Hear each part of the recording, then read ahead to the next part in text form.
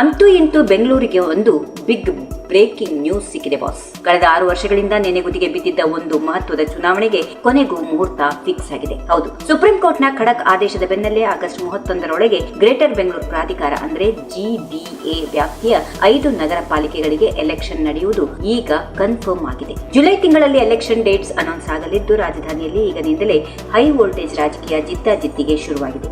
ಏನಿದು complete story? ಚುನಾವಣಾ ಆಯೋಗದ ಪ್ಲಾನ್ ಏನು? ಈ ವಿಡಿಯೋದಲ್ಲಿ ಡೀಟೇಲ್ಡ್ ಆಗಿ ನೋಡ್ಕೊಂಡು ಬರೋಣ. ಬನ್ನಿ, ವಿಡಿಯೋವನ್ನ ಸ್ಕಿಪ್ ಮಾಡದೆ ಕೊನೆವರೆಗೂ ನೋಡಿ.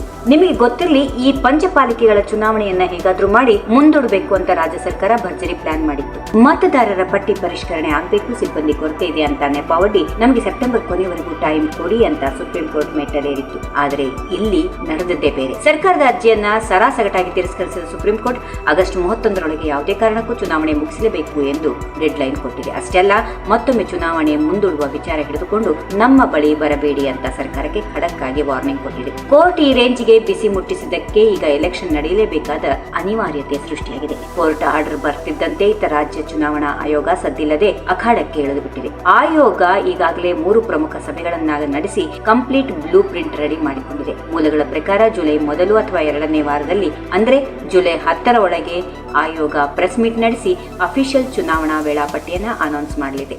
ಇಲ್ಲಿ ಮುಖ್ಯವಾದ ವಿಷಯ ಏನಪ್ಪಾ ಅಂದ್ರೆ, ಜುಲೈನಲ್ಲಿ ಎಲೆಕ್ಷನ್ ಡೇಟ್ ಅನೌನ್ಸ್ ಆಗ್ತಿದ್ದಂತೆ ಇಡೀ ಬೆಂಗಳೂರು ನಗರದಲ್ಲಿ ಮಾದರಿ ನೀತಿ ಸಂಹಿತೆ ಹಾಗೂ ಕೋಡ್ ಆಫ್ ಕಂಡಕ್ಟ್ ಜಾರಿಗೆ ಬರುತ್ತೆ.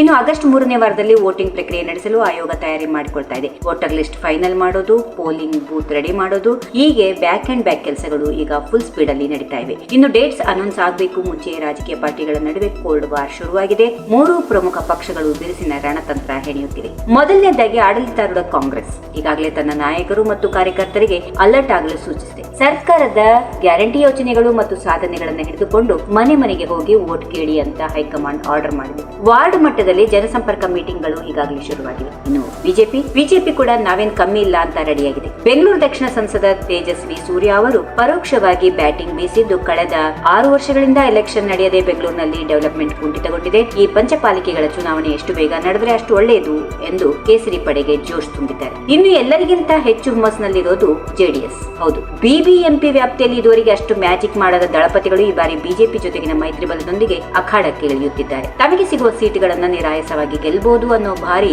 ಕಾನ್ಫಿಡೆನ್ಸ್ ನಲ್ಲಿ JDS ನಾಯಕರಿದ್ದಾರೆ. ಒಟ್ಟಿನಲ್ಲಿ ಬಾಸ್, ವರ್ಷಗಳಿಂದ ನೆನೆಗುದಿಗೆ ಬಿದ್ದಿದ್ದ GBA ಚುನಾವಣೆಗೆ ಈಗ ಟೈಮ್ ಬಂದಿದೆ. ಜುಲೈನಲ್ಲಿ ನೀತಿ ಸಂಹಿತೆ, ಆಗಸ್ಟ್ ನಲ್ಲಿ high voltage election fight guarantee. ಇನ್ನು ನಿಮ್ಮ ಪ್ರಕಾರ ಈ ಬಾರಿ ಪಂಚಪಾಲಿಕೆಗಳಲ್ಲಿ ಯಾವ ಪಕ್ಷ ಅಧಿಕಾರಕ್ಕೆ ಬರಬಹುದು? ಕಾಮೆಂಟ್ ಮಾಡಿ ನಿಮ್ಮ ಅನಿಸಿಕೆ ತಿಳಿಸಿ. ಹಾಗೆ ವಿಡಿಯೋ ಇಷ್ಟ ಆಗಿದ್ರೆ ಲೈಕ್ ಮಾಡಿ, ನಿಮ್ಮ ಬೆಂಗಳೂರು ಫ್ರೆಂಡ್ಸ್ಗೆ ಶೇರ್ ಮಾಡಿ. ನಮ್ಮ ಚಾನೆಲ್ಗೆ ಸಬ್ಸ್ಕ್ರೈಬ್ ಆಗೋದನ್ನ ಮರಿಬೇಡಿ. ಮುಂದಿನ ವಿಡಿಯೋದಲ್ಲಿ ಸಿಗೋಣ. ಧನ್ಯವಾದಗಳು.